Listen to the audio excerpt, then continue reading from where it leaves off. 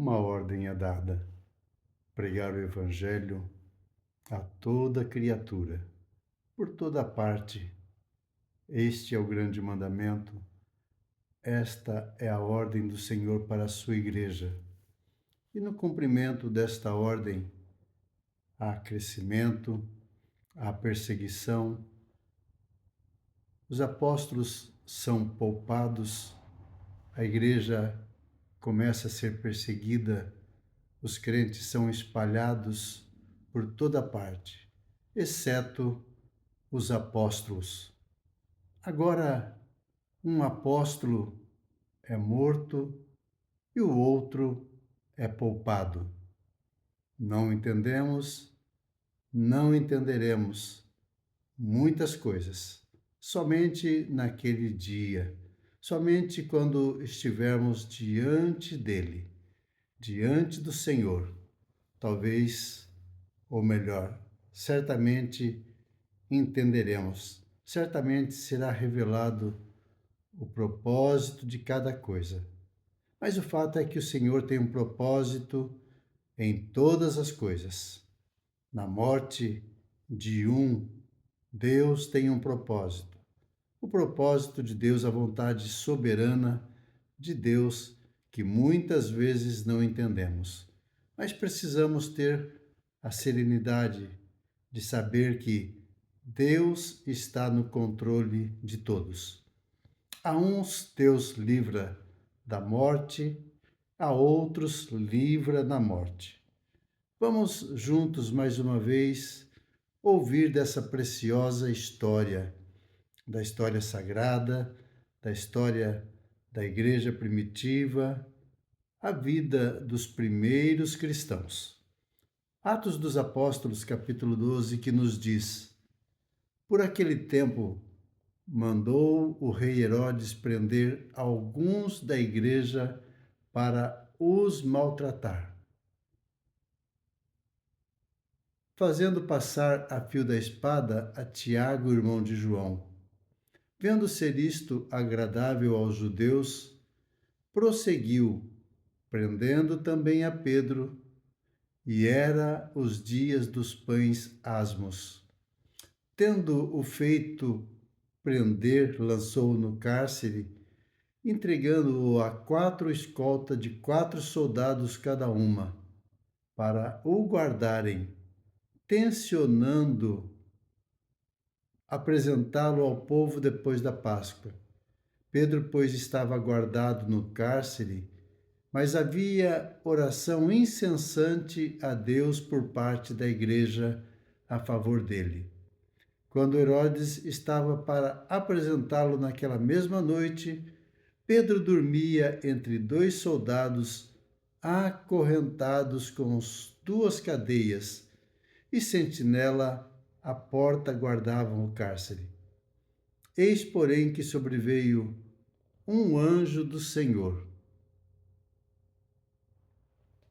e uma luz iluminou a prisão. E tocando ele do lado de Pedro, despertou, dizendo: levanta-te depressa. Então as cadeias caíram-lhe das mãos. Disse-lhe o anjo: cinge-te e calça as sandálias. E assim o fez. Disse mais: põe a capa e segue-me.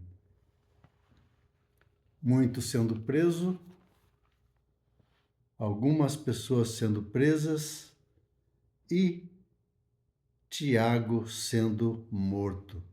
Tiago tendo a sua vida ceifada. Tiago sendo morto ao fio da espada. E agora Pedro. Agora Pedro é colocado, é lançado no cárcere. E o seu destino está traçado.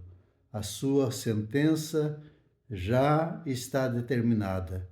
Ele está nos seus últimos momentos.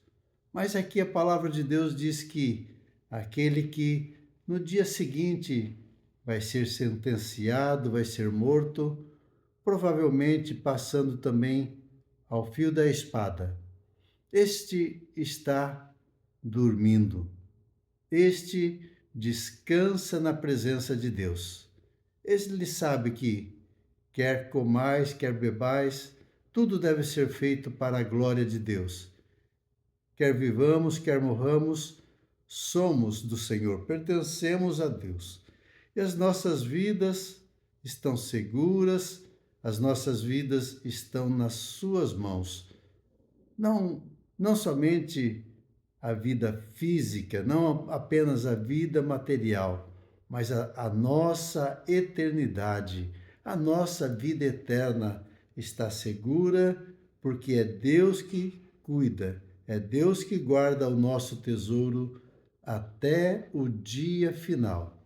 E aqui Pedro dorme, Pedro está preso, mas aqui a palavra de Deus revela a atitude da igreja.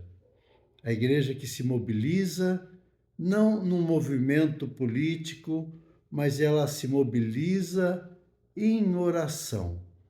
E a palavra de Deus diz: a igreja fazia oração incessante. A igreja orava incessantemente. Versículo 5 diz: Pedro, pois, estava guardado no cárcere, mas havia oração incessante a Deus por parte da igreja a favor dele.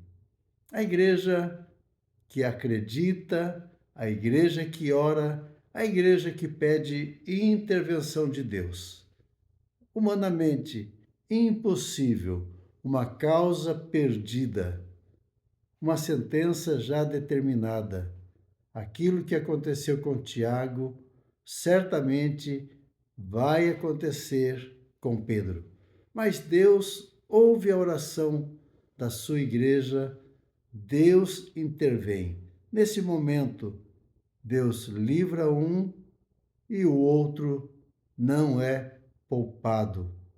Aqui o milagre acontece porque a igreja está em oração. A igreja ora incessantemente. O anjo diz a Pedro: levanta. Mas foi a oração da igreja que envia este anjo, que traz do céu este anjo para intervir. Aqui temos uma história maravilhosa, uma história que nos ensina a respeito do poder da oração, o poder da igreja. A nossa sociedade, ela pode ser transformada, pode haver intervenção da parte de Deus. O destino, a situação não é nada boa, mas Deus pode intervir.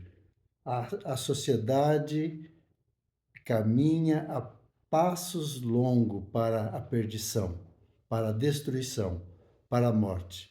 Mas Deus pode intervir. Por isso, creiamos na oração, creiamos no poder da oração, creiamos no Deus que pode todas as coisas, o Deus do milagre, o Deus do impossível. E não pensemos que causas impossíveis são impossíveis, impossíveis para nós, mas tudo é possível para Deus. Por isso, busquemos a Deus em oração, coloquemos diante de Deus as nossas causas, as causas impossíveis, para que Ele possa intervir, para que Ele possa agir em nosso favor. Que Deus te abençoe. Tenha um bom dia. É o meu desejo e é a minha oração em nome de Jesus.